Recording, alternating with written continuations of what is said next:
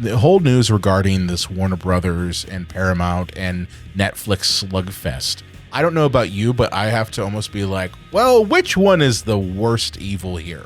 Mm-hmm. You know, like, do I really want Paramount, Larry Ellison and his son's company to now control 2 major movie studios?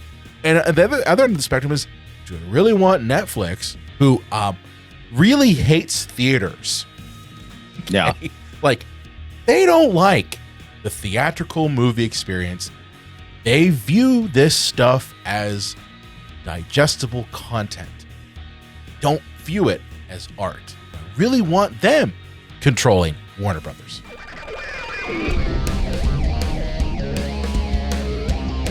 Welcome to the Cinema Psycho Show, the madhouse for film freaks and film fans of all types. I'm your host, Brian Connington, joined my fellow co-host and filmmaker, John Woolscroft. Something, Old Lang Syne. I don't know the words.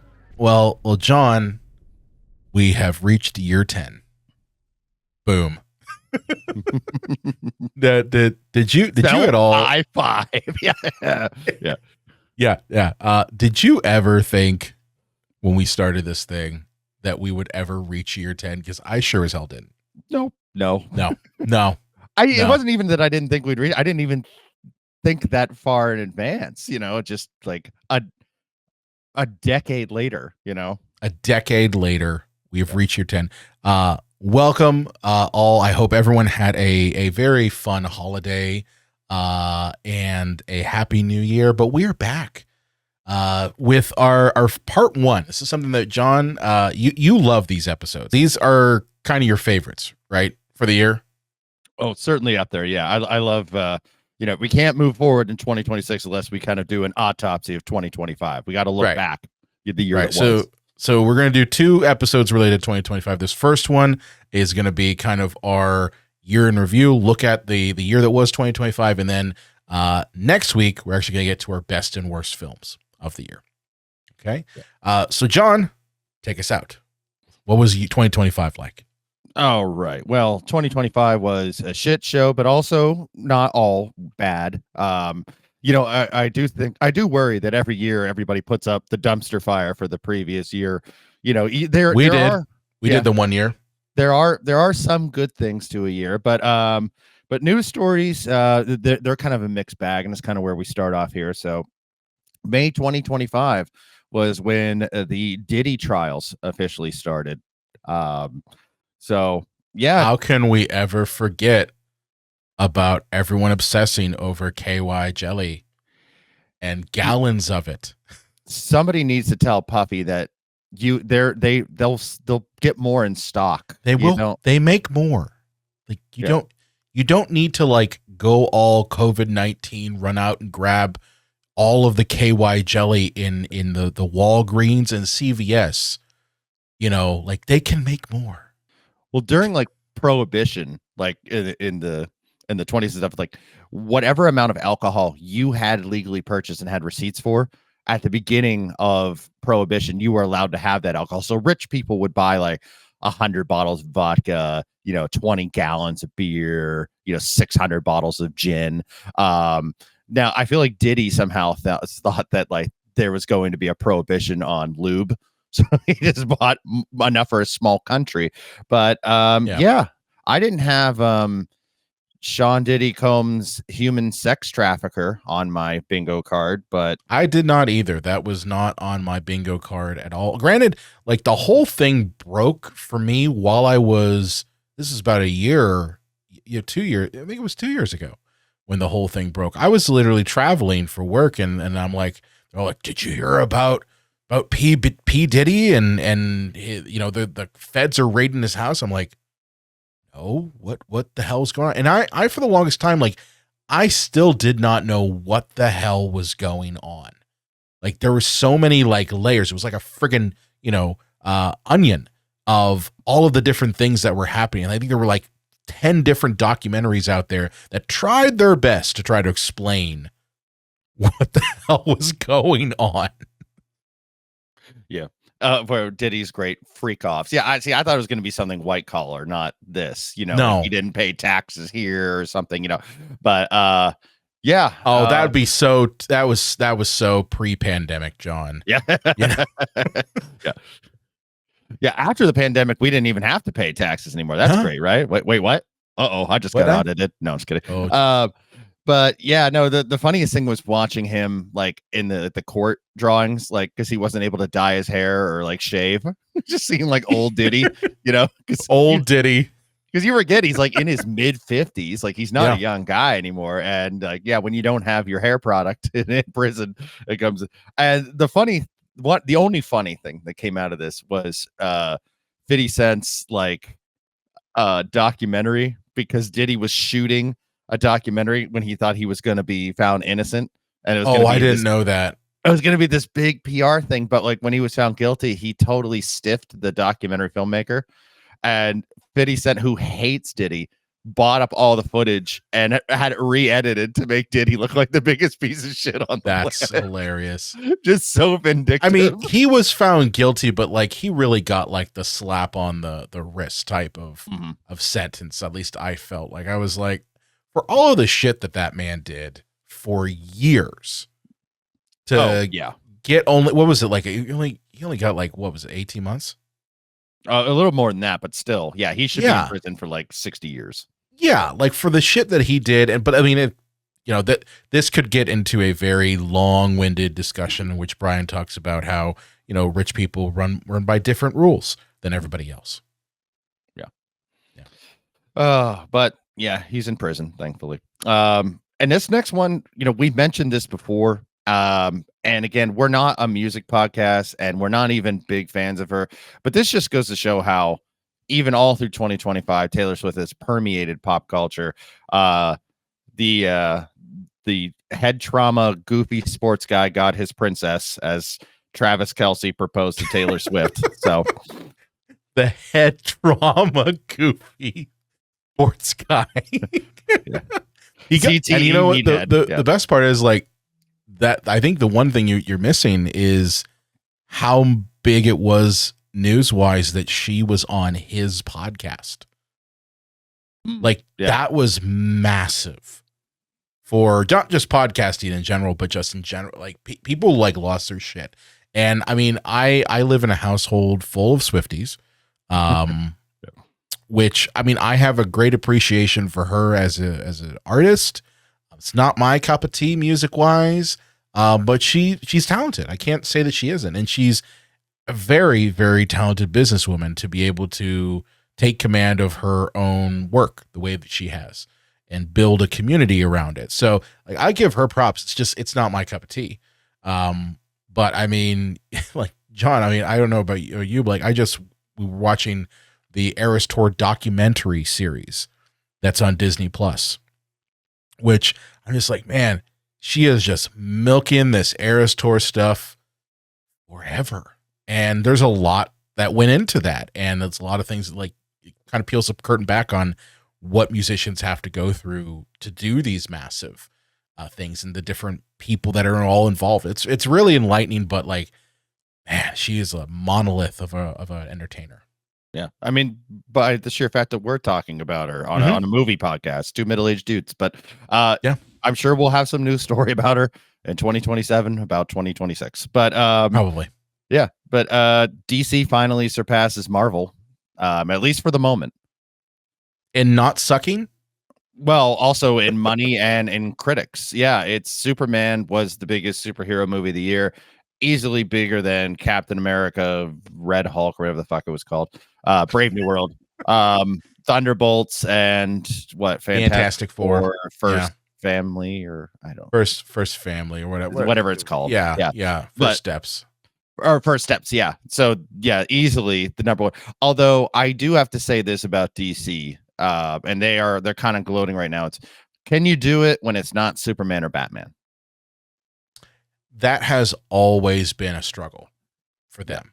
And if you look at prior to James Gunn like taking the reins on it, that it's been kind of shoddy. I mean, we will hear people, and I'm already hearing their voices right now, typing and yelling at the screen and typing in the comments saying the Snyderverse was fucking awesome. Okay, dude, we get it. You really liked it, but you can't. Bro, hear me out, bro. Okay, but I also go with this. The Rock's like Black Adam was also in the Snyderverse. Mm-hmm. The Flash movie was also in this. They sucked. Wonder Woman 84. Yeah. Wonder Woman 8 also in this time. So like, yes, not going to take anything away from Justice League Snyder's version. Very good.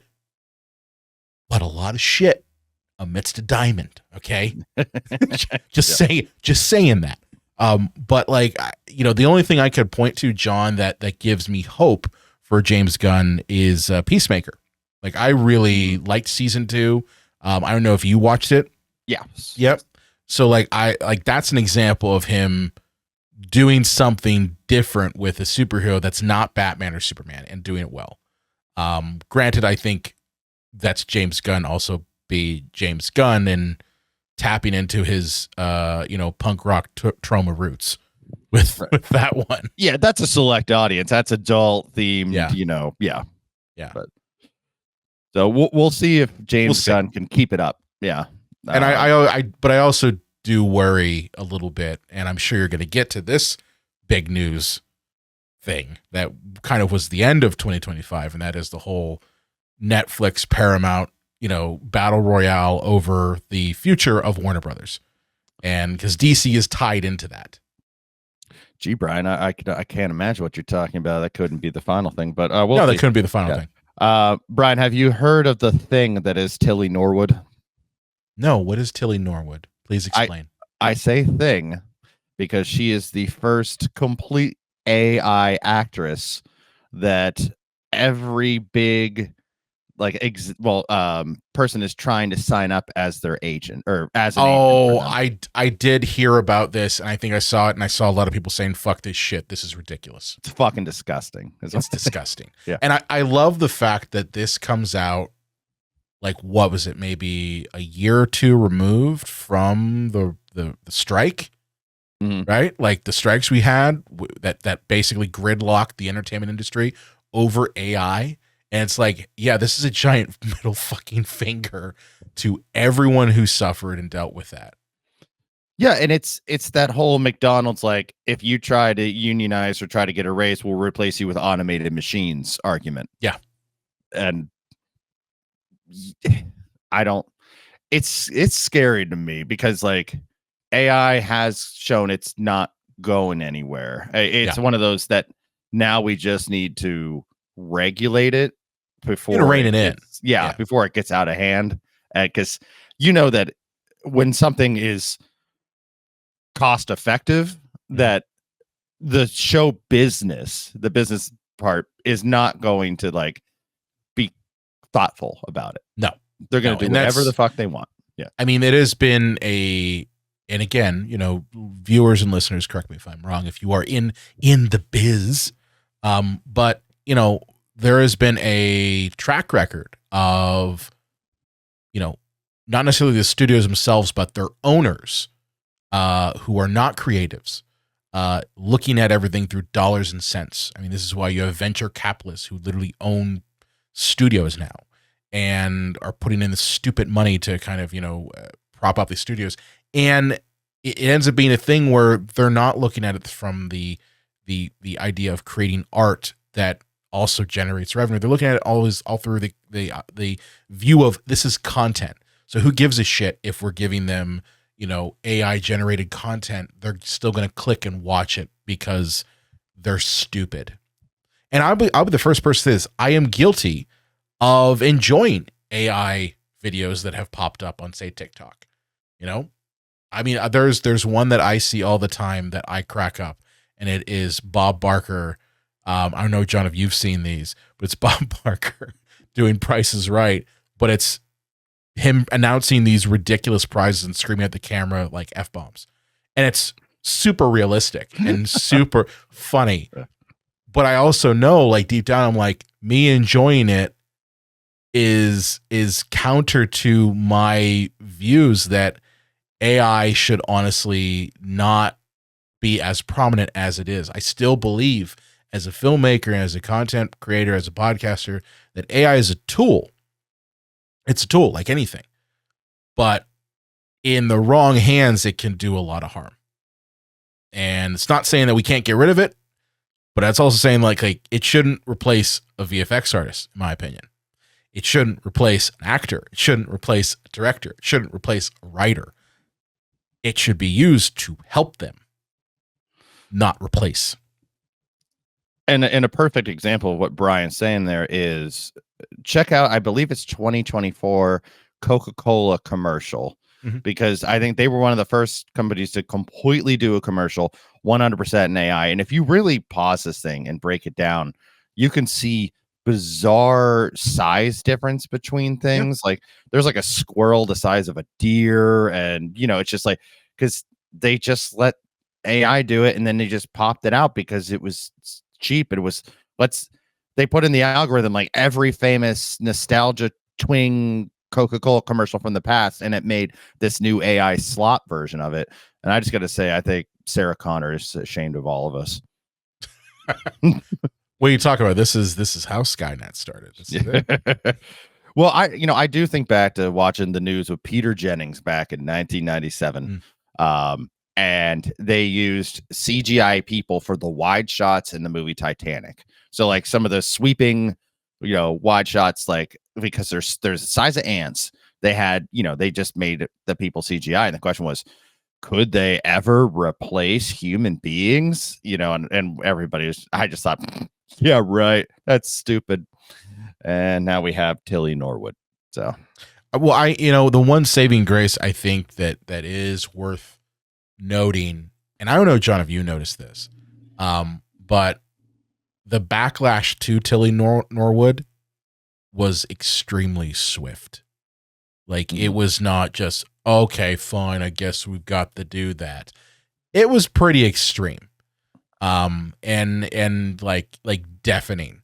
So it's even a thing now where I noticed, I was listening to the radio earlier today, and I noticed that at the end of the jingle for iHeartRadio, it said 100% human.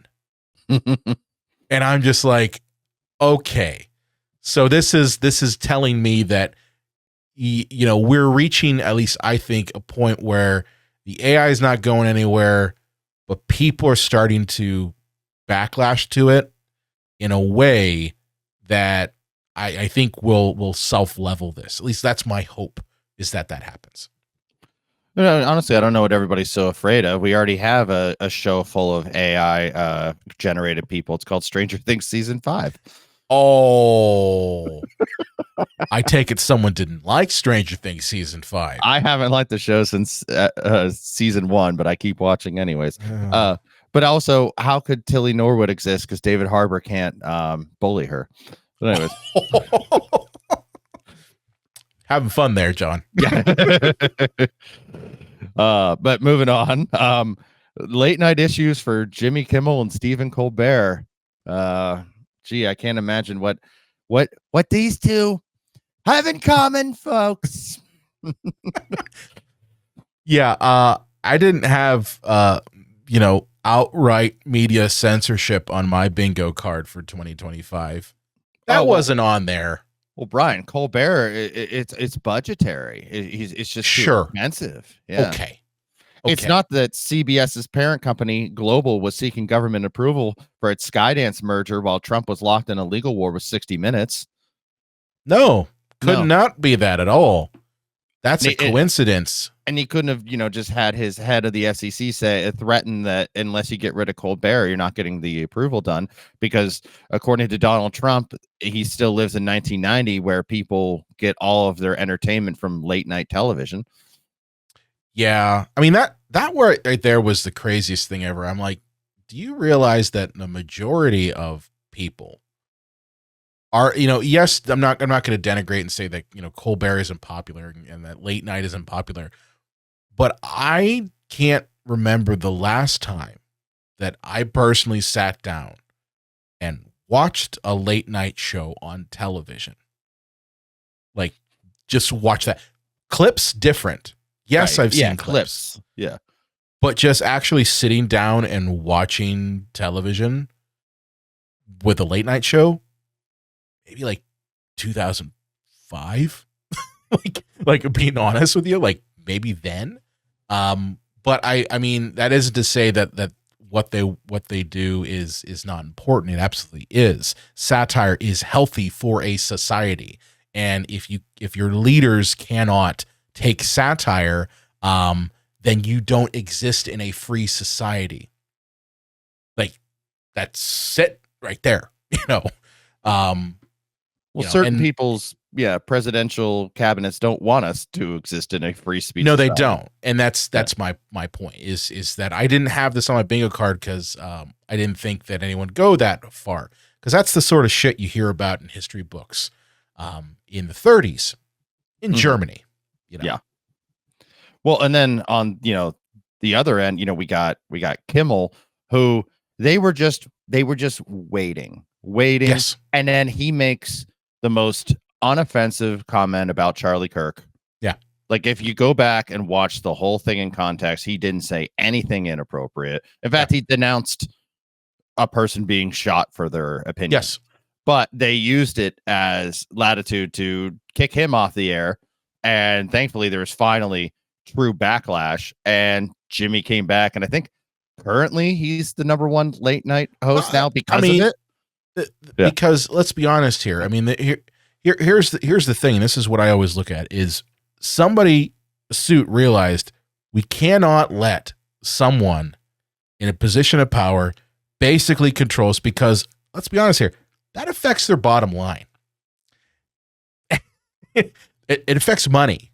Like if your show could be pulled off the air just because someone gets hurt feelings, well, then you can't run a business. You can't be in entertainment. You can't be in show business, because you're constantly in fear of litigation and constantly in fear of your license being pulled.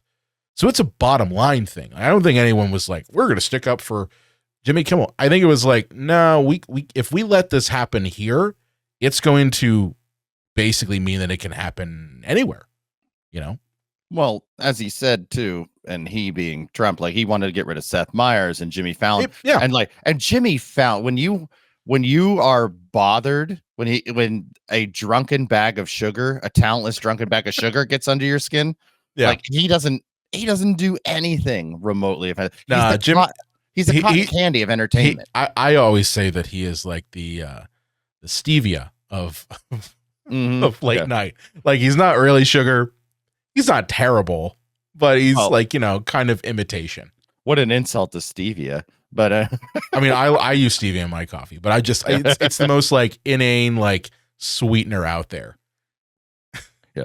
Hopefully we didn't lose too many people with our rant. But hey, he was the one that wanted him off the air, so we had to mention him. But hark, Brian, my next news story. Do you hear that? Do you hear like a whistle like that only a dog can hear? No, I don't hear whistles. That's weird.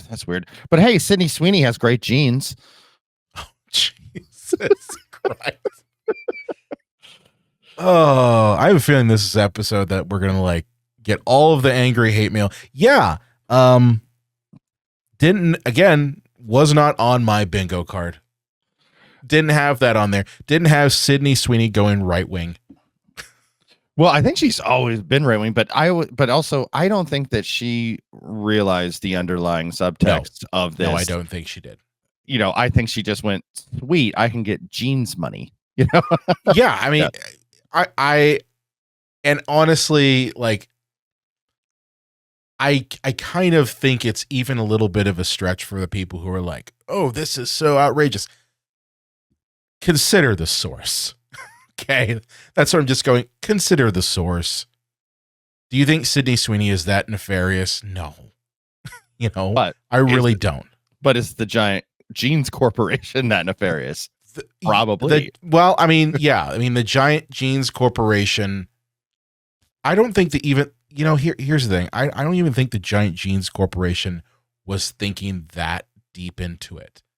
Like I really don't. Like I don't think these people are sitting around a table going like, how can we make eugenics, sexy again? I don't think they were. Like Yeah. I think they were like, well, what do? We sell jeans. Oh, wouldn't it be cool if we had, sexy actress Sydney Sweeney talk about how she has great jeans, because she's sexy? Wouldn't that be cool? I think they were that deep. I don't think these people are that, intentional. But it is a thing where if you are working in marketing, you have to consider all of the angles and consider how are people going to react to certain things that you put out.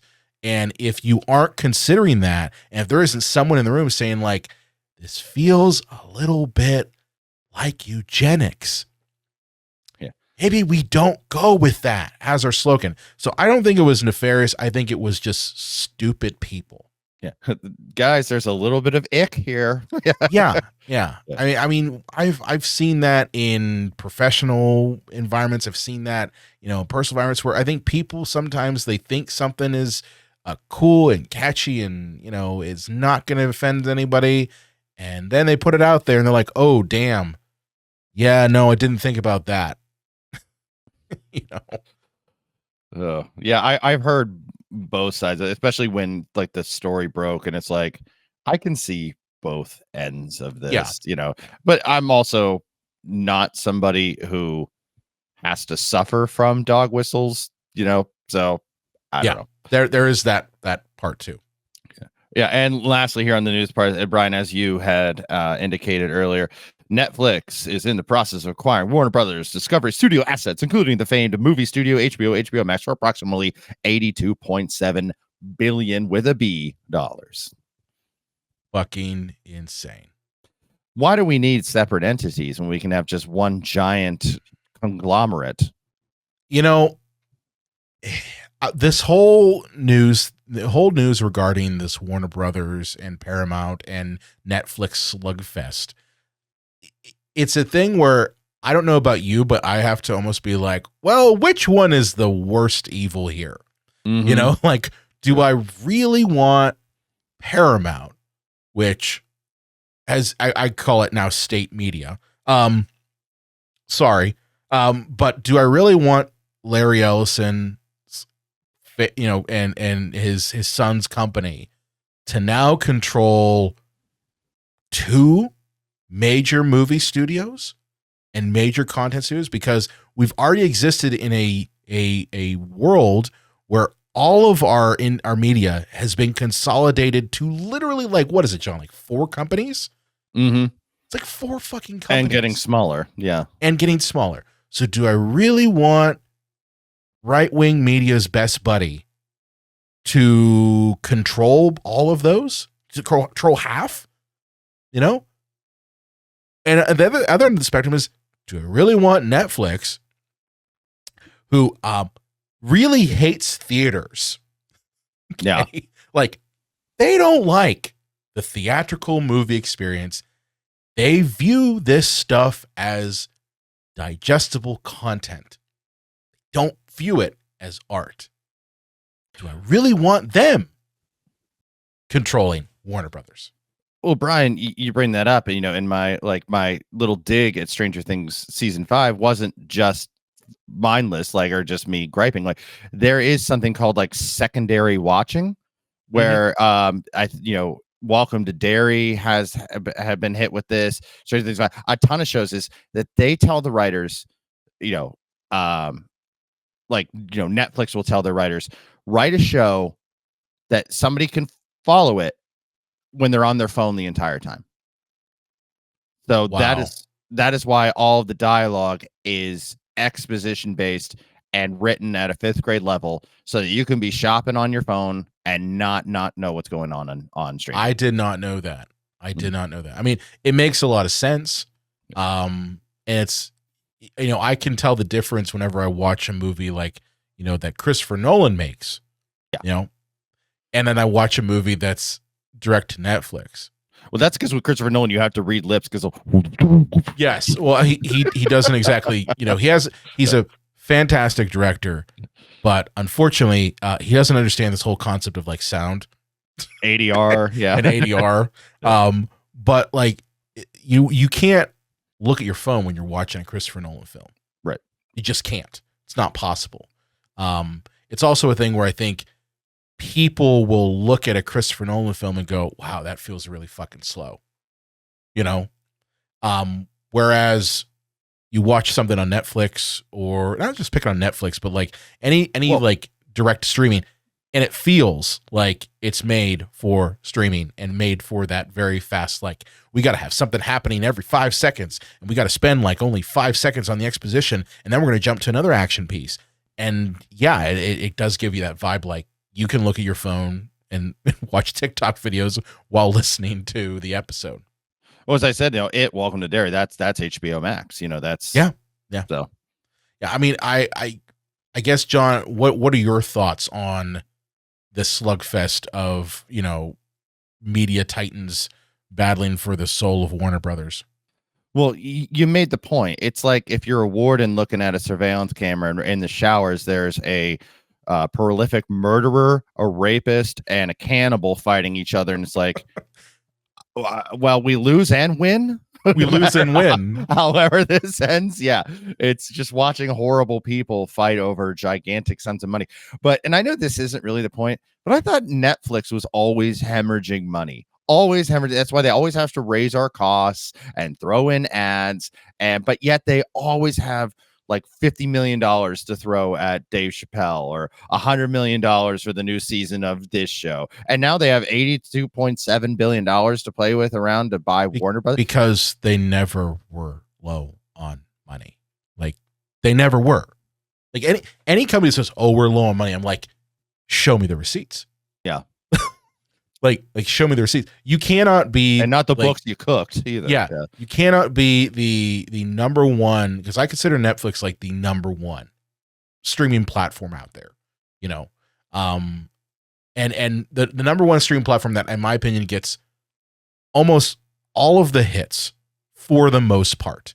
You mentioned Stranger Things, but you look at other ones out there, no one other than, I would say, and this is going to be controversial, but Apple TV Plus, I think, is the only other one, especially with Pluribus and The Studio and Shrinking and a number of other series they've done, where they have been consistently putting out really good, like number one, like it's getting in the zeitgeist stuff.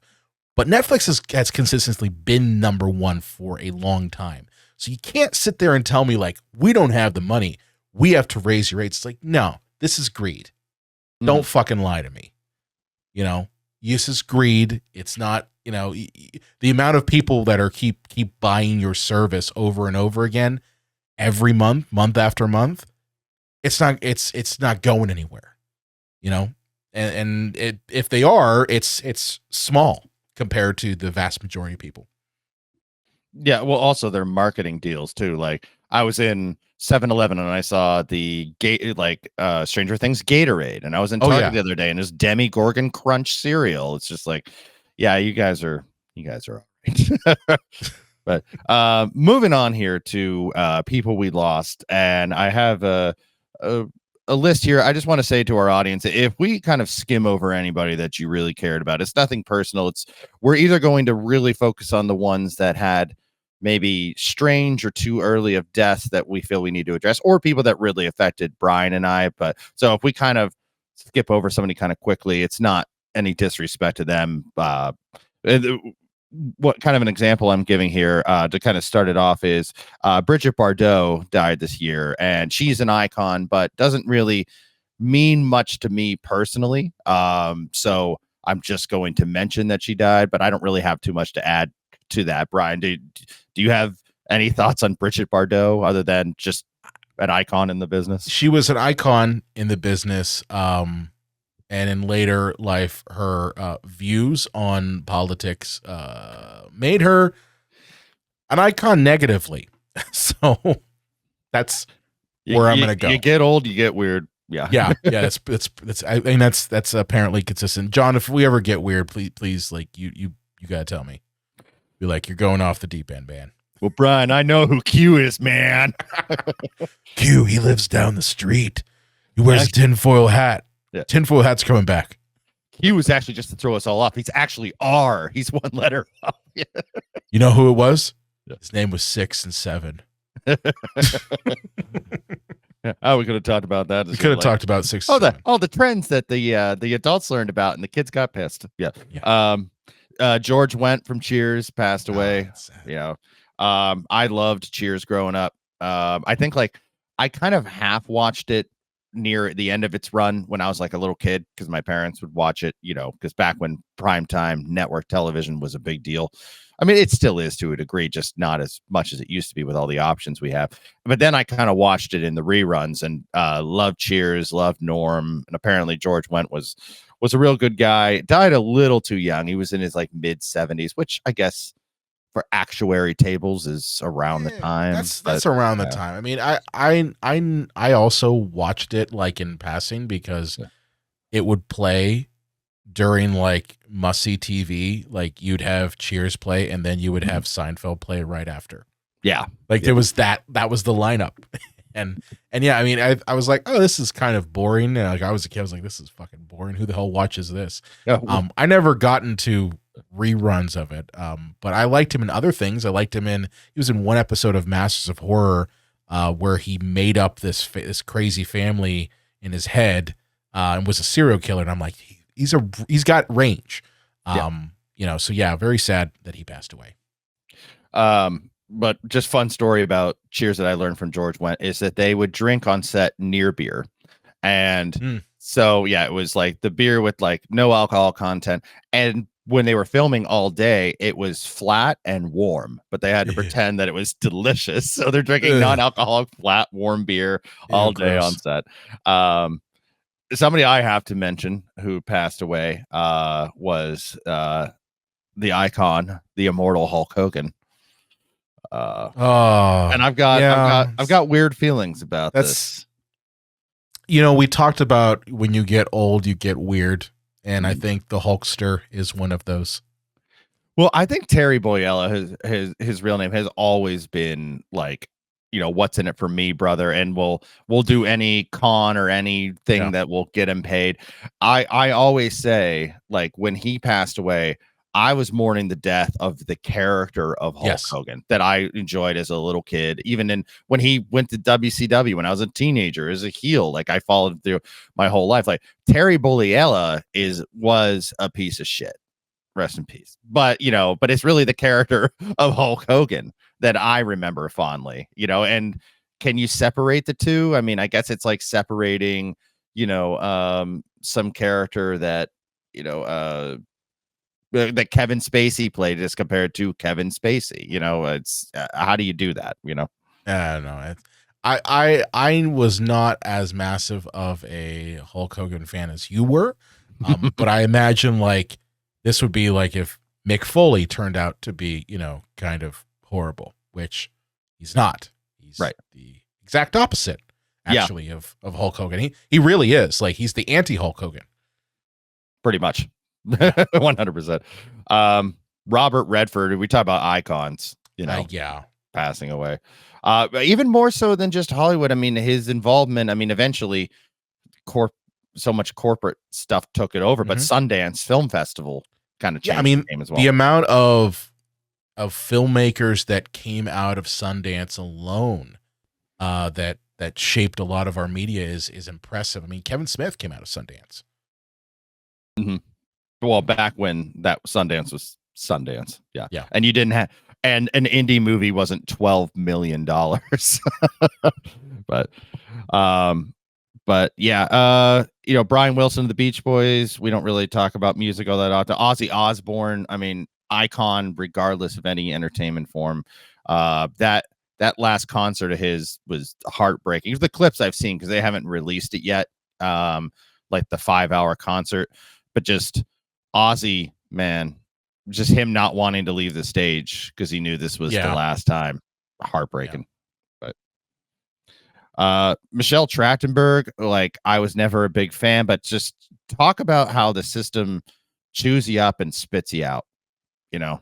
Well, like it was so sad because of the fact that, people were like, it was the same thing with Chadwick Boseman, where they were like, oh, they're really thin. They must be on drugs. And it's like, no, this person was dealing with a serious medical condition. And the fact that it was complications from type 2 diabetes is really scary. Like that is just scary. And she was very young. And yeah, as you said, like the industry kind of chewed her up and spit her out.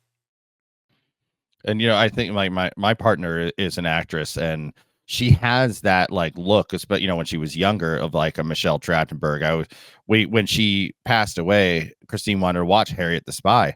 I'd never seen it before, and I was thinking, watch this. I'm like, that could have been you if your parents had pushed you into performing as a child. Yep. And I'm glad it wasn't, because you're you're here. But man, yeah, talk about a cruel, unforgiving industry. And you hope, especially after watching like that Nickelodeon type documentary that came out, I think last year. Like, yeah, I think it did come out. The Dan one, Dan Schneider one. Yeah. You just hope increment by increment that the system is fixing itself. You hope. But Val Kilmer, man, he had been sick for a long time. Oh. Just not my favorite Batman, but damn good actor. Yeah. Like really, really good actor. I mean, Tombstone alone. You just look at that character of Doc Holliday. Doc Holliday, yeah, and what he did to that character and made that character so iconic. Yeah, just really sad. Really sad. Yeah. Diane Keaton, you know what he did? Diane Keaton? Yeah, I said Diane Keaton. Yeah, you know what he did? Really? She knew what he did? Well, we all know what he did, but she was an apologist of him until the day she died. Yeah. Oh, okay. But that still, that colors things a little bit differently. So it's weird when people are like, "Oh, feminist icon and great actress Diane Keaton." You're right, and you're right, but like, it's amazing how so many people in this business overlook creeps when they're buddies, Yeah. But yeah, that's sad. Yeah. And gross at the same time.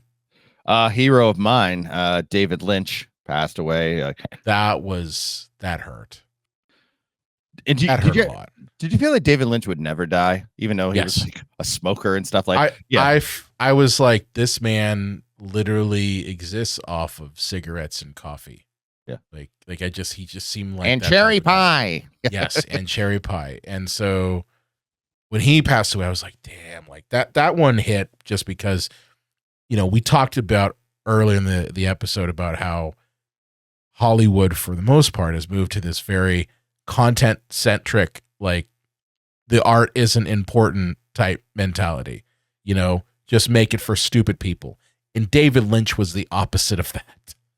He was very much just like, how can I get out my thoughts and my worldview in the most goofy, bizarro, punk rock, yet at the same time, like just weirdo way, and people are going to eat it up.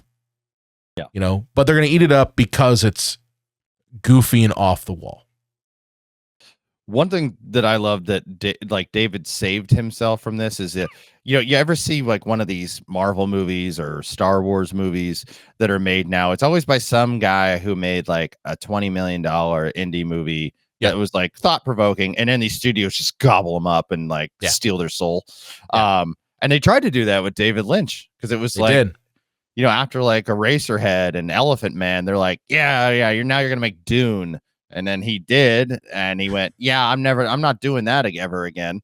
I'm going to make David Lynch movies. I don't need your system. I love how, even though like Hollywood tried to take him and put him into the machine, he never let the machine really define him or break him. Like with Dune itself, It's so fucking weird. Yeah. It's a weird movie. I love it because it's so fucking weird. Like the whole idea of, you see this cat here? If you milk this cat, it will give you the antidote to the poison. And I'm just like, that's such a David Lynch fucking thing. Like, and the Baron dousing himself in like black oil and having pustules all over his body. Like, that's so fucking David Lynch. One thing also to mention about Lynch's legacy, I mean, the man experimented with the medium of film. Mm-hmm. Like, he made in his later careers a lot of movies that were, using technology like camcorders and he was one of the first adopters of like HD and using these consumer cameras for things that were going outside of just, using the traditional equipment of the big studios. And now everyone does that. Now everyone using their phones. He's the original guy who's doing that. Yeah. Yeah. Eat that, Steven Soderbergh. Yeah. You wish you could be David Lynch. Yeah. And then lastly, this one's heartbreaking just because age catches up to all of us. Gene Hackman passing away. Well, I don't even think it's just that. I think it's the way he was found. Yeah. The fact that they found him like weeks later. Yeah. His wife was his caregiver. She had passed away, I think, because of some kind of thing with food or mold or something. I can't recall, and because she wasn't there to take care of him, he passed away. Yeah. And the dogs like starved to death and, and they didn't find him for days and days. And it's just like, God damn, like age is a bitch, Age is a bitch. I mean, he also was like, was he in his 90s? Oh yeah. Like late 90s. He was like super old. So, I mean, like age is a bitch, but I mean, at the same time, like he had an amazing career and an amazing life that, stretches decades. Right. And we don't want his death to overshadow that, but it's just, it's just sad the way that it all kind of transpired. Yeah. But, well, moving on from that sadness, let's, Brian, do you want me to go over the highest grossing movies or the biggest bombs of the year first? Let's start with the biggest bombs because those are fun. Okay. All right. At number 9, a movie that people will argue with me doesn't even exist, but I only know because I didn't even see this, but I saw so many trailers at the beginning of last year for it that I know that it exists in some way. The Alto Knights, which was the movie where Robert De Niro played twin mob brothers. I saw that movie on a plane. Oh, you saw this? I watched it. You're the only person I know who saw this movie. Did you watch it? No, again, I only know it exists. So the fact that I can attest to this movie existing because I saw it on a plane. Like I was going to Podcast Movie, and I'm like, oh, well, like, you go to a plane, you're just like, oh, well, I'll go check out what movies are on there. I'm like, oh, well, this is the only like new one that's been released in this year. Yeah. But it's also never a good sign when you see a movie that's released this year on a plane. Yeah, it's not good. It's not terrible. It's also not very good either. If you're expecting like The Irishman, it's not that at all. It's like someone said, hey, wouldn't it be cool if we had Robert De Niro play both the protagonist and antagonist in the same movie?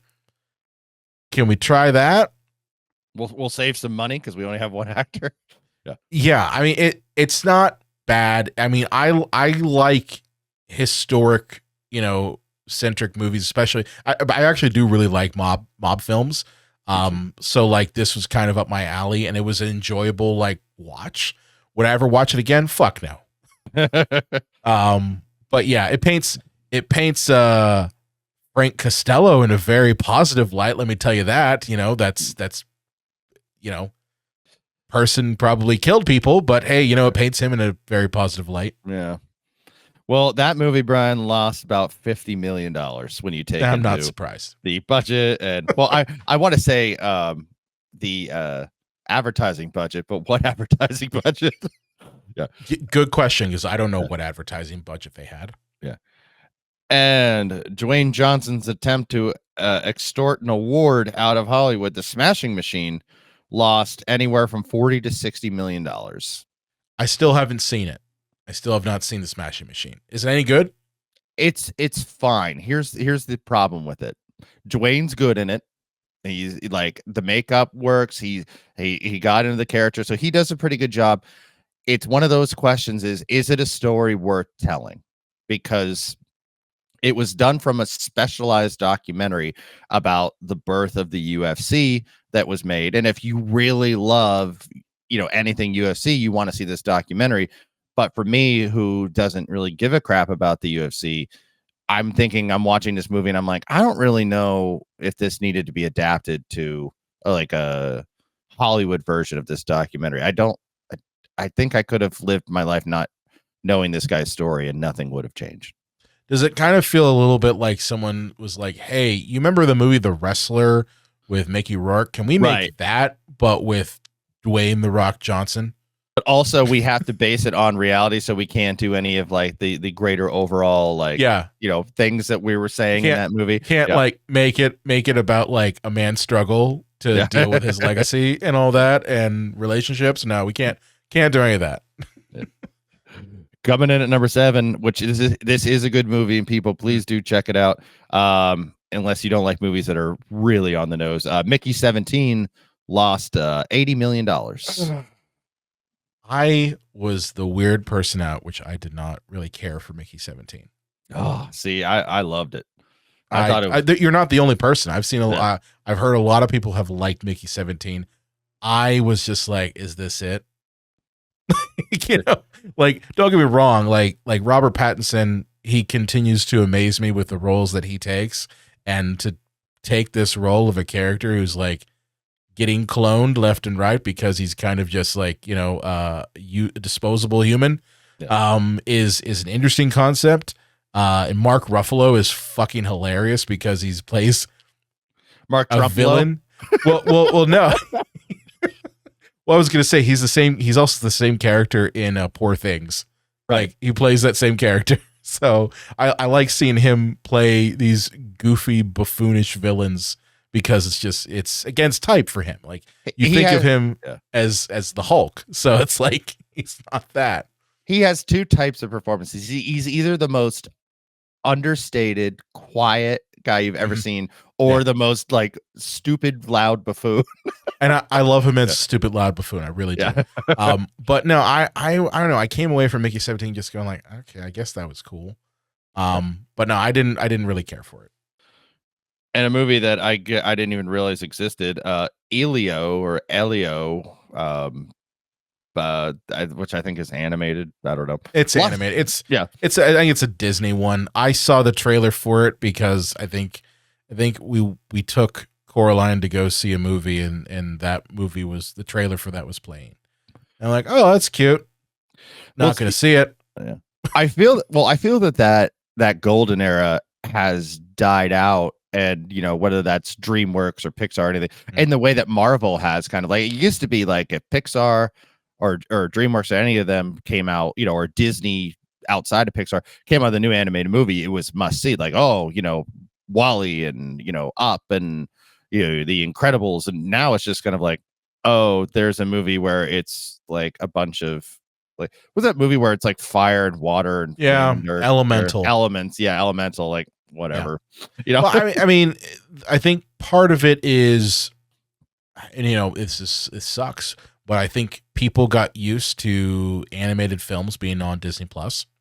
Yeah, they got used to that because of the pandemic, and I think it's kind of removed a little of the prestige that these animated films would have.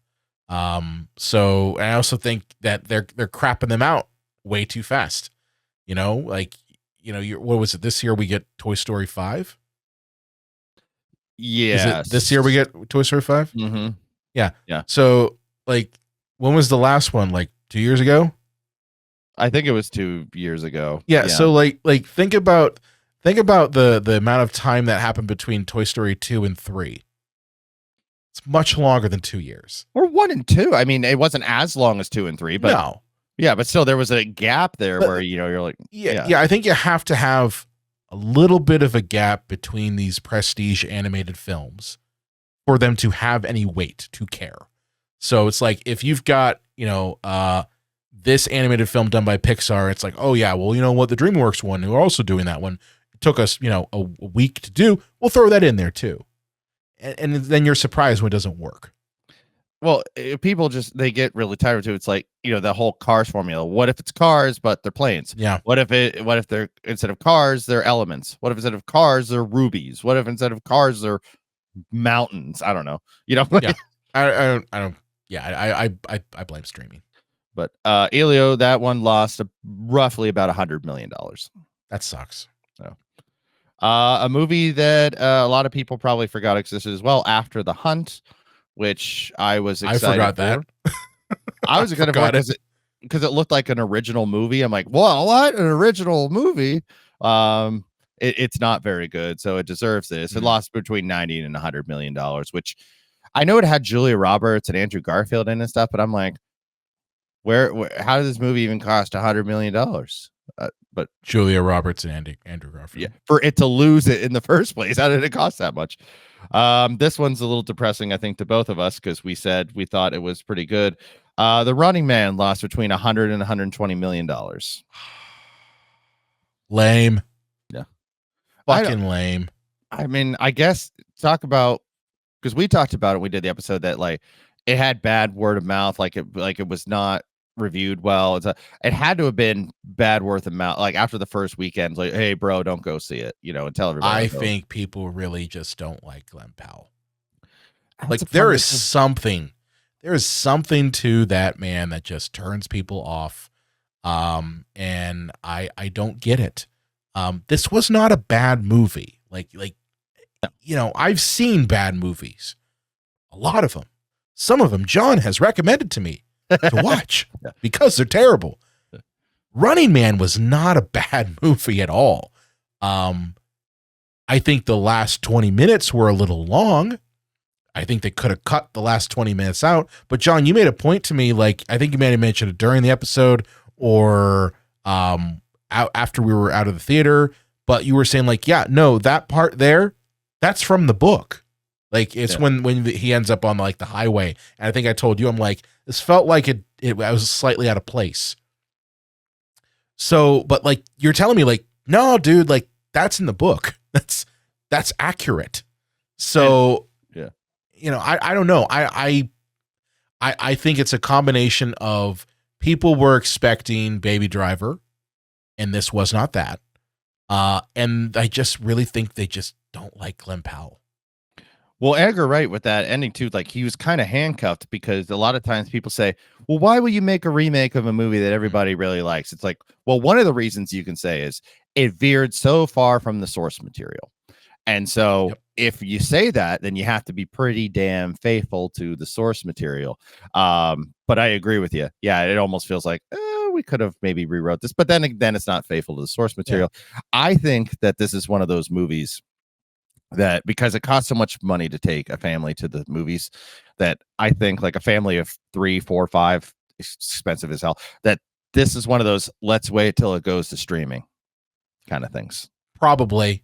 Yeah. You're probably not wrong. Wait till it's $3.99. Well, I think it actually now is finally hit streaming. Mm-hmm.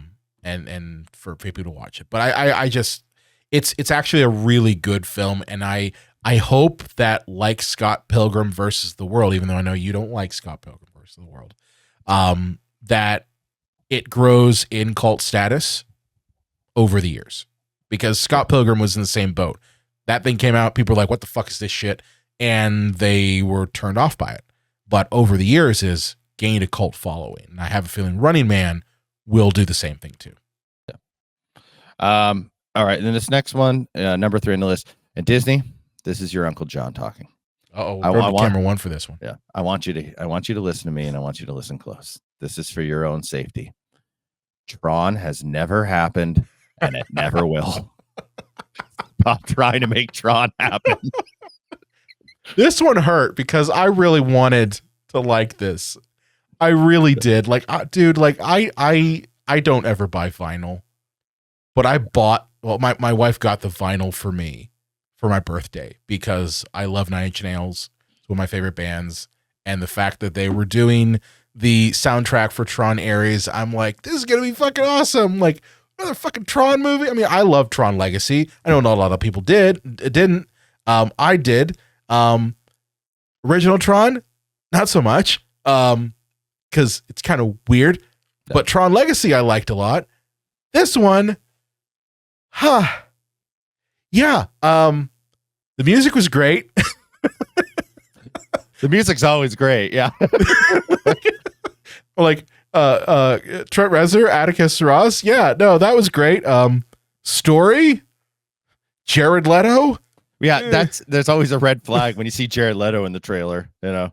Yeah, what's his face from American Horror Story doing his best villain impression? Yeah, no, I didn't care for it very much, and I watched it one time. I was like, dude, I'm done.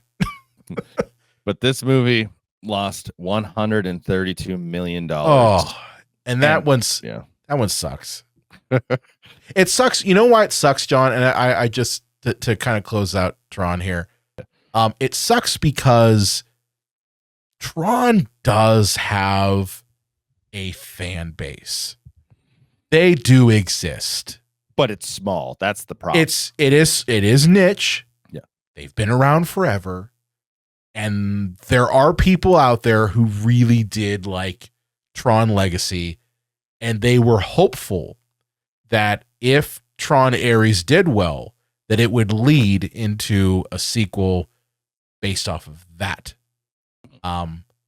So the fact that Ares, screwed the pooch as bad as it did means we'll probably never get another Tron movie ever again. No, they'll try again in 15 years. No, I don't, honestly, John, I don't think they will. I think this was the last go around. I think Jared Leto, being a weird, goofy like person like he is, was trying to prop this thing up as his own personal, like, look at me, I'm sci-fi too. What if I play an AI? Okay, but I think he was the only thing propping it up, and we saw what happened. Number 2 on the list, there was no way this wasn't going to fail. Just because they've made so many of them and there's so many people that need paid, including the star and producer of the film. Mission Impossible Final Reckoning lost a recorded $150 million. Wow. See, I didn't see it. Did you actually see it? No, I saw it like the first 3, and then I was just like, yeah. The first 3 Reckonings? Oh no, the first 3 Mission Impossible. Oh, okay. See, the last one. Are they on 7 of them now? I've lost track. Yeah, I've lost track of the number of Reckonings because I think there was like Dead Reckoning Part 1, Dead Reckoning Part 2, now the Final Reckoning. So I'm like, dude, that's like a trilogy right there on top of the other Mission Impossible films. I think the last one I saw that I enjoyed was Ghost Protocol. That was it. I can't tell you, John, where in the series that one lies. All I know is they were in like Dubai. That was it. Oh yeah, didn't Tom climb a building or something? He climbed a building. That was his big stunt, for that one. But yeah, that was the last one I saw was Ghost Protocol. But yeah, I have not really cared too much about any of these. So the fact it lost money probably means we're done with Mission Impossible. I think we were anyways, unless unless it makes a shit ton of money, then anything can be. But I just Googled it while you were talking. 8, they made 8 of these. Fucking hell. Yeah, that's Freddy and Jason numbers right there. Yeah, and I remember it was 1996. I was 11 years old. It was that was the big tentpole movie with Twisters and Independence Day, and we've only had 96 was a 2 good of year. those. We had 2 Independence Days and 2 Twisters. We had 8 Mission Impossibles. People went to keep seeing them, and Tom Cruise wanted to keep doing crazy stunts. Yep. That's what I think. Honestly, that's what those movies were. It's like, well, I've always wanted to like hang off of an airplane that's taking off. I think I'm going to do a movie about that. Well, you can't really do, Tom, a movie about hanging off of an airplane. What if I just do a Mission Impossible movie and I have that in there so I can get that experience? Like, I guess you could do that. That seems like a bit excessive just to be able to hang yourself off of an airplane. But I'm Tom fucking Cruise. I can do whatever the fuck I want. It's like, oh, okay, dude, it's your money. Have fun. Well, he doesn't believe in antidepressants, so he has to get like these exhilarations to clog his mind. I guess so. I don't know what's the exhilaration of losing $150 million. Well, he didn't lose it. He's a producer on it. Yeah. Well, he's a producer on it. Well, I guarantee he lost money off that. Yeah. But lastly here, coming in at number 1, Snow White with a projected loss of $200 million. I absolutely forgot that Snow White was released this past year. I forgot that was that one with what's her face, Wonder Woman as the villain. Oh yeah. Okay, yeah, I completely forgot. That was mirror forgot. on the wall. Yeah, I mean, I know that we all forgot she doesn't know how to act. So there was that. Yeah, I mean, what was the big deal? Just how terrible the movie was? Well, there were a few things. Like, I think a lot of, and I can't remember her name now, but the lead star of the movie who plays Snow White. People say, oh, it was like her comments about the original and her being outspoken and stuff. Like, I mean, yes, that wasn't great, but also I think a lot of that was sexism coming after. I really don't think that was going to affect the movie's bottom line. I think a lot of it is that they lost track of. They were really hitting Disney for the longest time, the nostalgia of our generation's, like the movies we grew up, like Beauty and the Beast, Aladdin, Lion King, like nobody was pining for a Snow White live action. And I think that the things got out about how goofy the dwarves looked, the CGI dwarves, and I mean, Sonic, they course corrected right away because they realized that they were going to be a laughing stock. This franchise didn't, and I mean, honestly, I never understood the whole let's rehash our animated properties into half animated by CGI, half live action. Well, and call it a day. I never understood. I mean, I know the cynical version of me is going, fucking money. Those are some pretty bad movies, John. Yeah. Not gonna lie. Yeah. Right, what about good movies? All right. So coming in at number 10 here. Oh, and I just want to say there's only one film that is not based on an existing media that was in the top 10 films of the year here. That sounds about right. Yeah. Coming in at number 10, Superman. Superman. And these are all global box offices. $616 million for Superman. Not a bad haul. Good for Superman. I expected more, to be honest. Good for Superman, especially considering the controversy of the plot of that film amidst the global backdrop that we're currently living in. Like, you want to talk about a movie that's got fucking balls? That movie's got fucking balls. It's like, really Superman, why did you go to the fake countries of Israel and Kazakhstan? It's like, yeah, why are you suddenly in the Middle East? Why is that the main plot of your film? Israel and Isistan. There we go. Yeah. But you know what? It's art imitating life.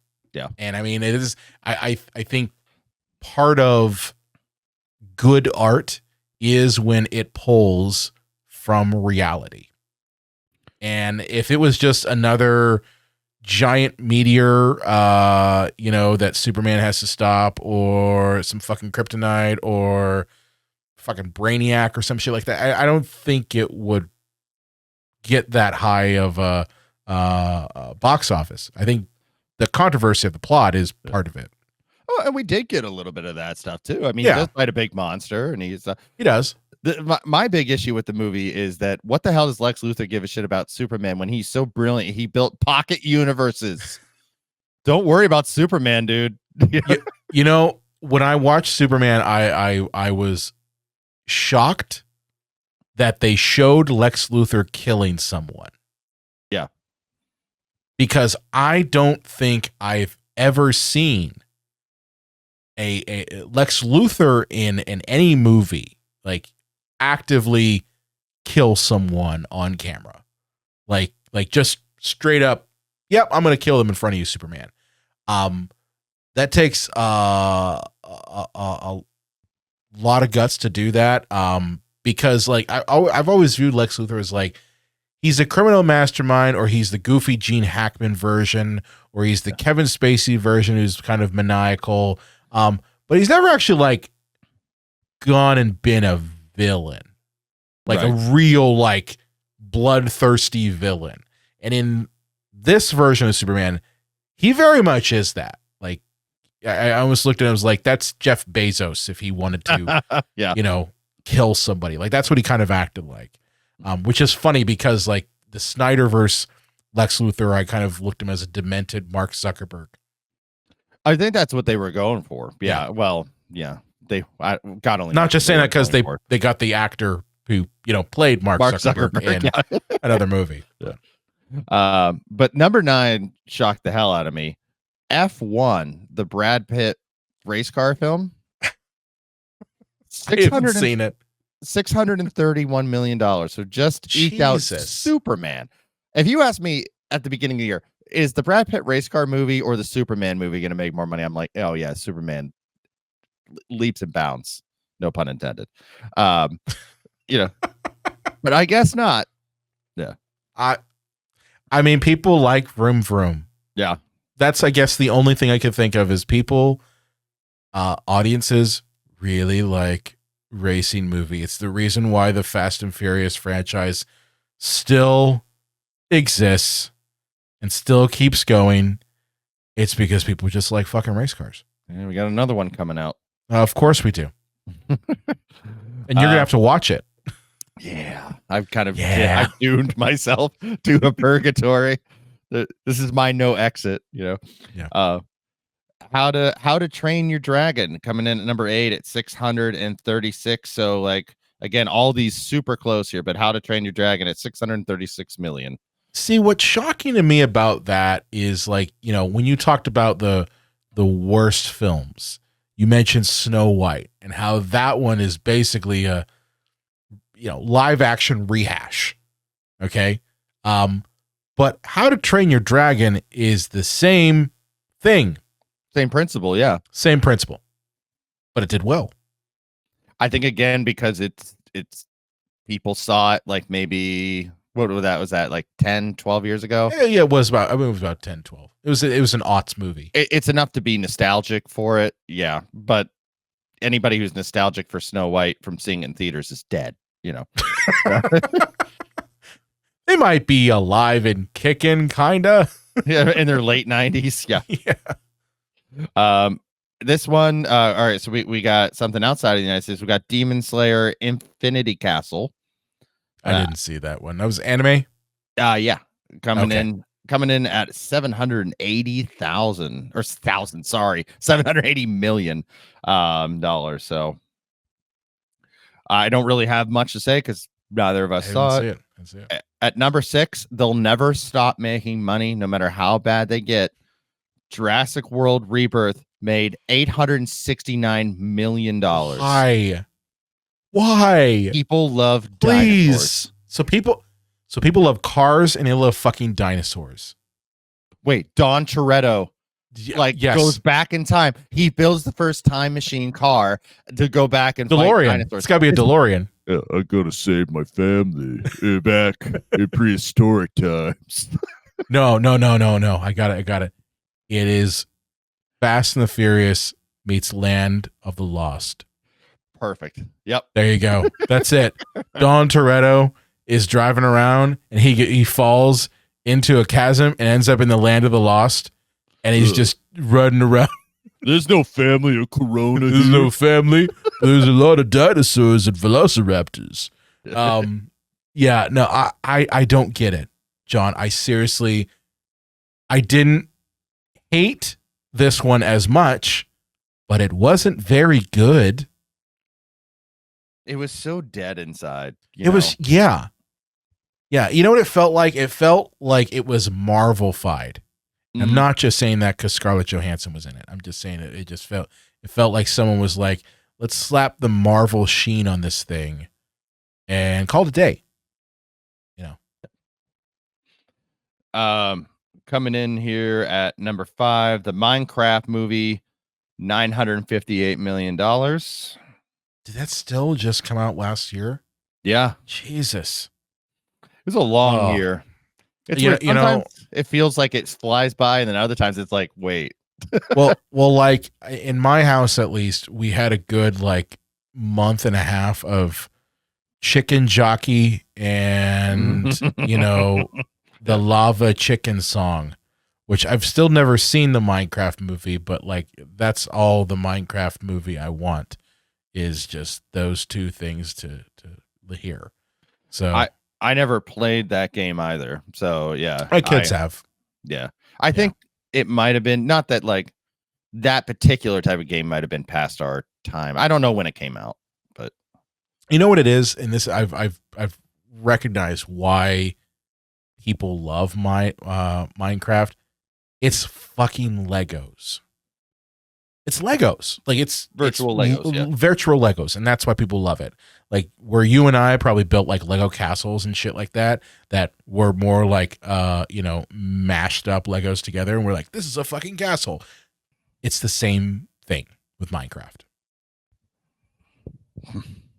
okay. Yeah. I've seen like people, like little kids show me like their worlds and stuff. So but yeah, following a trend here, Lilo and Stitch, the live action remake, just barely crossed the threshold of $1 billion.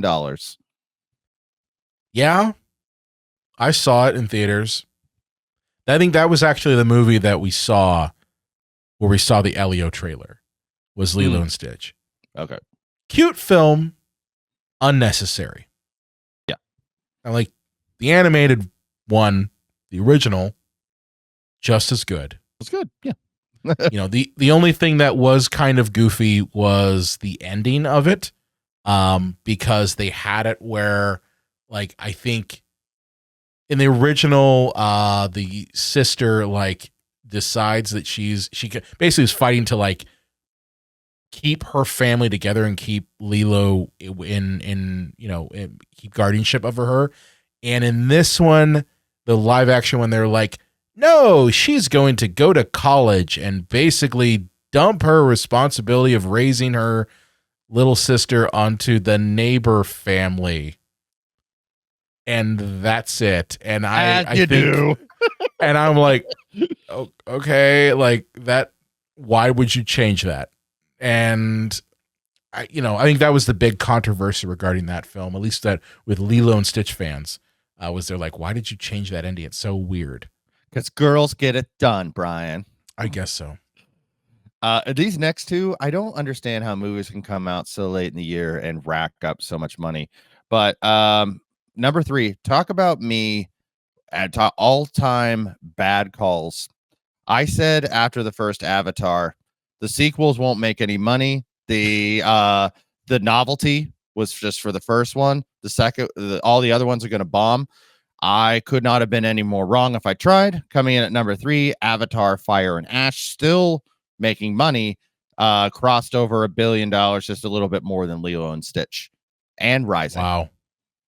Yeah, I still have not seen the water one, Way of Water, and the Fire and Ash. I want to see them because I really did like the first Avatar, but I was like, whatever. Movie took like 10 years to come out. Yeah. You know? And I saw it for the sake, like, you ever see one of those movies because it's like for the novelty sake of it? Yeah. Or because like there's a huge, like, I remember seeing like the Passion of the Christ just because I need to see what all the hoopla was about. Yeah.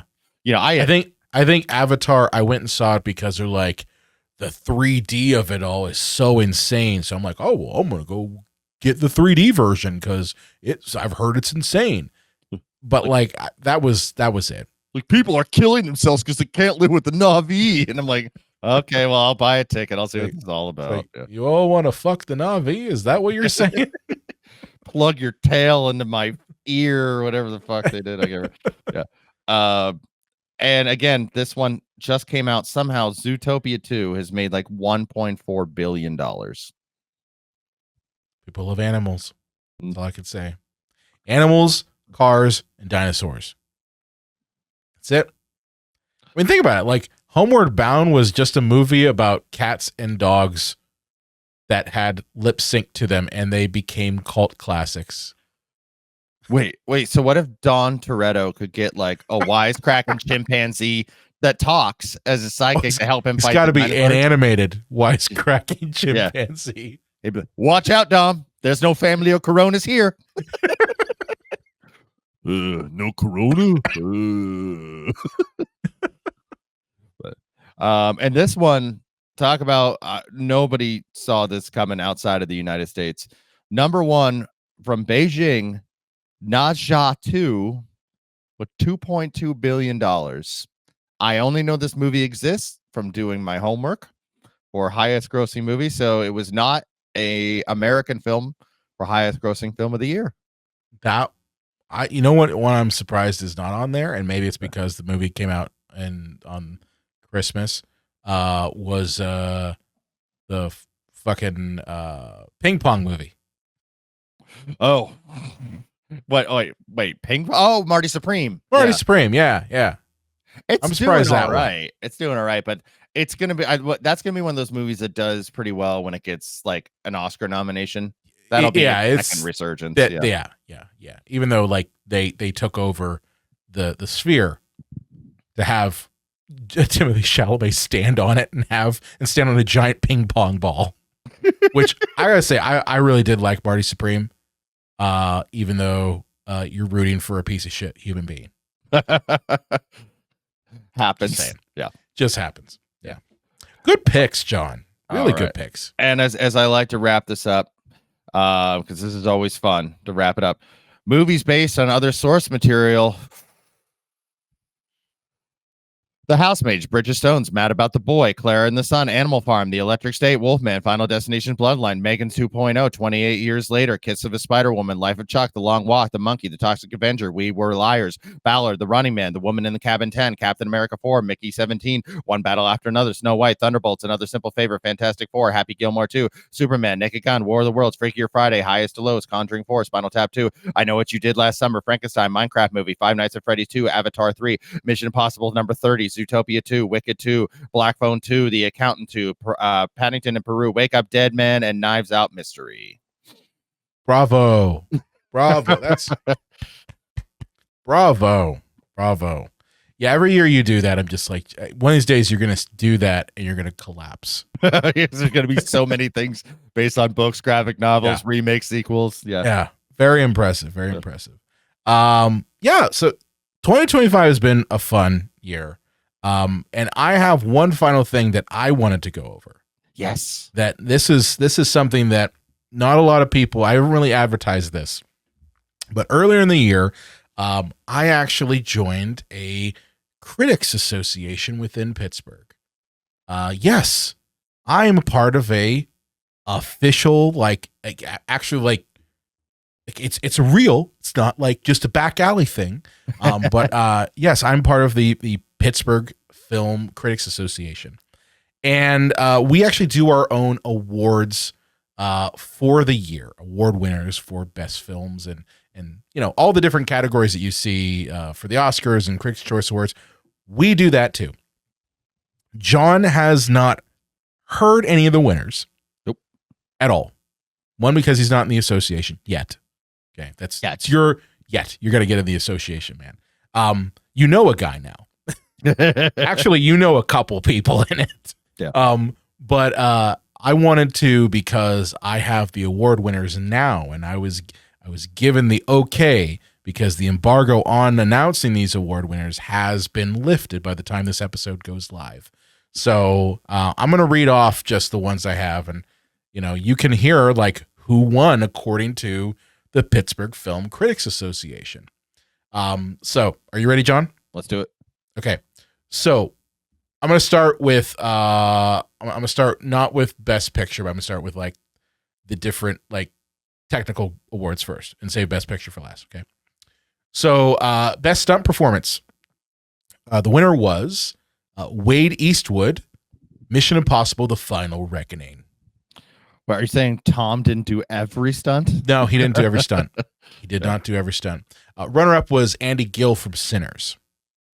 which good film. Yeah. Best film not in the English language was Sentimental Value. Which, did you see that film? Damn good movie. Yeah. Really? Spoiler alert, that might be on my list next week.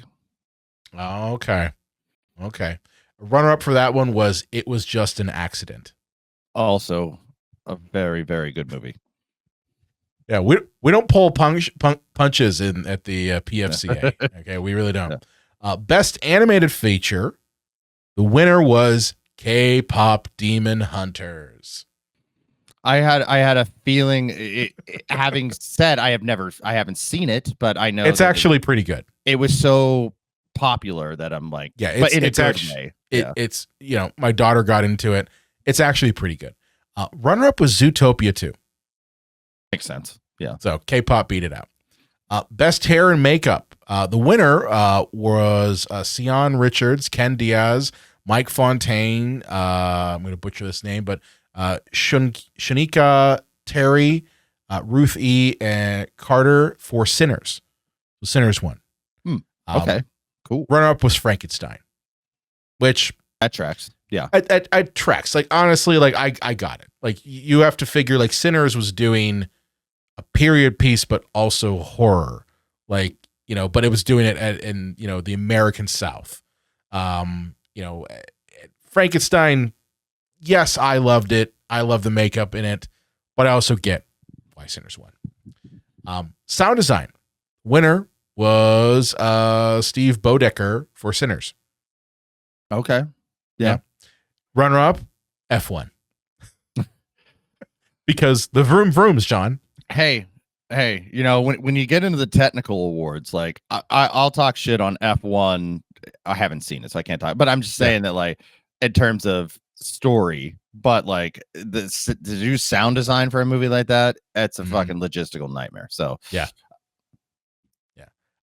Best song was "I Lied to You" in Sinners. I'm gonna say the runner up was something from K-pop Demon Hunter. Yes, it was. It was the golden song from K-pop Demon Hunters. Yeah. Best score was Ludwig Jorgensen for Sinners, which, fuck yeah. Runner up was Sinners was cleaning up. Like, it really was. Runner up for that one was Johnny Greenwood for One Battle After Another, which, honestly, the music in that movie really wasn't like the star. Like, for me, I didn't think it was really the greatest. I'm like, okay, whatever. I liked it a lot, but I didn't think that it didn't blow me away. I thought it did a very good job of keeping the tension that was going through there. I don't know. I looked at it as, like, music is such an important part of the film Sinners, so, like, of course it should win. Yeah. Like, it's that's kind of the point. Yeah. It's not only part of the plot, it's literally the whole film. Best production design, Hannah Beachler for Sinners, and the runner-up was Frankenstein. That one, I love Sinners, but honestly, Frankenstein, I think, had it beat, in my opinion. I mean, Frankenstein's trying really hard. You know what I mean? Like, there's something. But I gotta go with, like, the amount of physical fucking sets that they built for that thing, like the giant lab and all that. Like, that is, that's why I felt that for production design, at least, Frankenstein should have had it. But Sinners was the one that won out. Best editing was Michael Shaver for Sinners. Okay. Runner up was One Battle After Another. I kind of get that Sinners win it because One Battle After Another, like, when a movie's 2 hours and 45 minutes long, like, someone's not editing anything. Yeah. that's someone going, that's not okay. That's not fair to editing, but yeah. Yeah. Best cinematography, Autumn Durald Arcapa for Sinners, and the runner-up for that one was Adolfo Veloso, Train Dreams. Makes sense. Yes. Yeah. I mean, cinematography alone for Sinners, like the sequence where the music is playing, that whole morphing in and out, and that camera just weaving in through the people as they're dancing, like, that is really haunting stuff. So understand why it won. Best adapted screenplay, The winner for that was Paul Thomas Anderson for One Battle After Another. Runner-up for that one was Rian Johnson for Wake Up Dead Man. Okay. Yeah. Not surprised. I mean, Paul Thomas Anderson knows his way around adapting screenplays. Especially from that author. Yes. Yeah. Best original screenplay, Ryan Coogler for Sinners. And runner-up for that one was Ava Victor for Sorry Baby. Did not like that movie. Really? Bit. Unlikable people doing unlikable things. Yeah. Okay. Best wait, direct- wait. Okay, go ahead. No. I gotta take that one back. I'm getting my movies confused. You're getting your movies confused. There's a movie with Jennifer Lawrence and Robert Pattinson. I'm forgetting the name of it now. That's not the movie. No, Sorry Baby is fantastic. Okay. So yeah, no. Yeah, because I need to retract that because there's a wonderful person. John is retracting that. One where something horrible happens to her. So I do not want to say horrible people when the whole movie's about a good person. I'm thinking of the movie Die, My Love with Jennifer Lawrence. Okay. That's the movie I thought we were talking. Sorry Baby's actually very good. And it is actually, spoiler alert, you might be hearing it on my list of best movies. So there you go. There you go. All right, moving on. Getting to the big ones here. Yeah. Best director. Winner was Ryan Coogler for Sinners. Runner up, Paul Thomas Anderson for One Battle After Another. I have a feeling that our view of Sinners is not going to be what the Oscars kind of view it as. I'm just getting that vibe. Oh, I feel like a lot of people in Pittsburgh are big horror people. Because you can kind of tell from this list. Kind of tell. Yeah. Best animated voice actors. The winner Sinners. For this one was no, it wasn't. It was the winners were Arden Cho for K-pop Demon Hunters and Ki Huan Kwan for Zootopia 2. So it was actually it was a tie. Okay. Yeah. Breakthrough performance was Miles Catton for Sinners. And the runner-up was Chase Infinity for One Battle After Another. Mm-hmm. So, I mean, I kind of view that. I mean, don't get me wrong. Like, Chase was great in One Battle After Another. But I mean, Miles was he was the main source of the film. Like, you could have, Michael B. Jordan in there playing twins, but the movie revolves around him. Best featured actor, William H. Macy for Train Dreams. Okay. So best featured actor is someone that was featured, was in there for I think it was 15 minutes or less. So okay. Kind of a pop in. So William H. Macy for Train Dreams, and then Naomi Ackel for Sorry Baby was the runner-up. Okay. And then this was my favorite out of the whole thing.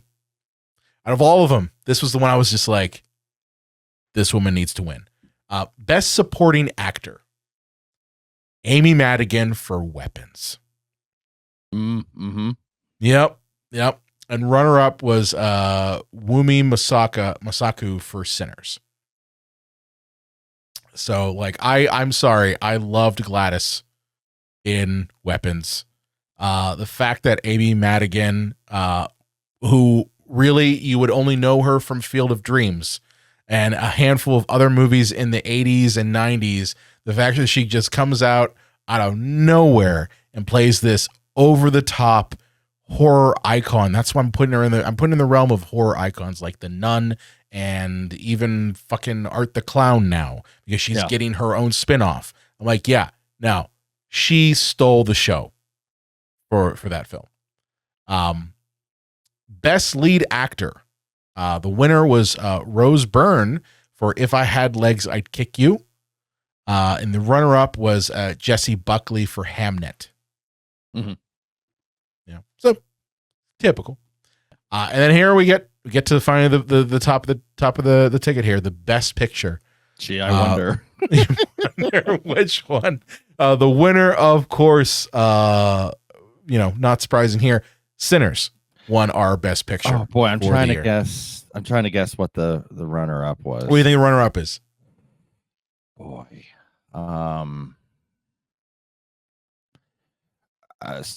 Sentimental value? No. No? It's one battle after another. One, but of course. I mean, on that. Yeah. Let's be honest here. In the Oscars, it's going to be a slugfest between one battle after another: Hamnet, Sinners, and Marty Supreme. Yeah, I think Marty Supreme's the dark horse. I think the one. I think Sinners is the dark horse. Like, I think we're all gonna hope that it wins. It's the one I want to win, but I know that Hollywood won't do that. They'll nominate it for a lot to go. Look, see, horror and black people. No, I want it to win because as a horror fan and someone who really loved this film, I know they won't do that because I want it. Yeah, it's like I want that. It would make me want to actually watch the awards. Well, it's this year's substance. You know what I mean? Like, yeah. They threatened us with a good time. They did threaten us with a good time. They're like, "Oh, we're gonna do it again." But yeah, I have a feeling it's gonna be a one battle after another night, with maybe some Marty Supreme thrown in there for good measure. But no, that was our list. Last one I did want to go over is we have a Good Neighbor Award, which is like kind of like a award where we kind of look at, Fred Rogers and kind of the good neighbor, like, doing good with your film. And the winner for that one was Just an Accident.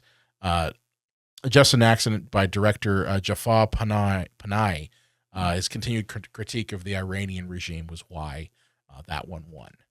So sometimes movies are more important than just their story. Yeah, and that is one of them. Yeah. So, yep, that was our PFCA 2025 award winners.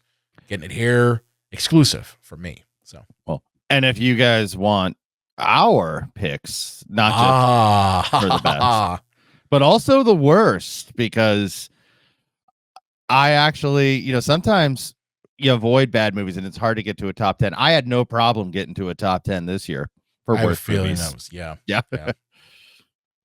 And who knows, we might have a guest or two on for that one. Not going to spoil who it is, but we might have a guest or two to help us tackle the best and worst films of 2025. So definitely keep an eye out for that next week. But with that said, John, where can they find you on the internet? Let's see. You can find me over at Facebook, at Instagram, and over at Jada's Video Nasties. New year, new me. So getting back in the saddle, folks. And so be on the lookout for some new episodes coming soon. And and whether it's here or on the YouTube channel, once we do our best of, I'm going to go unnecessarily into detail of best documentary, John's best documentary. It'll be just won't reflect the entire Cinema Psychos channel, just my best 10 horror, best 10 documentary, best 10 popcorn movies. I'll be breaking down a lot of subcategories outside of just the main top 10 list that we have. Nice. John's always good for top 10s and top 3s, or you'll just do like I said I was going to do top 5, but I brought 5 more, so here's top 10. Well, Brian, I saw 126 movies this year. Jesus fucking Christ! Do you do the letterbox thing? I don't, but I'm a waste because I should be using it. You of all people should. Our podcast has it, and I never use it. Like that's the thing. I built a podcast channel on Letterboxd, and I had this idea. I'm like, oh, well, I'm gonna take our episodes we do, and we're gonna post them up onto the Letterboxd, and it never happened. I have that in Goodreads, and it just sits there collecting dust. Yeah, I'm terrible with social media. We're terrible with that. But with that said, if you have loved this episode, please do me a favor and share it. Share it with your friends, share it with your family, share it with your favorite cinephile. Or someone who, really wants to see a Fast and the Furious Jurassic Park Zootopia mashup in with their the talking future. Gorilla. With the talking chimpanzee. Talking chimpanzee.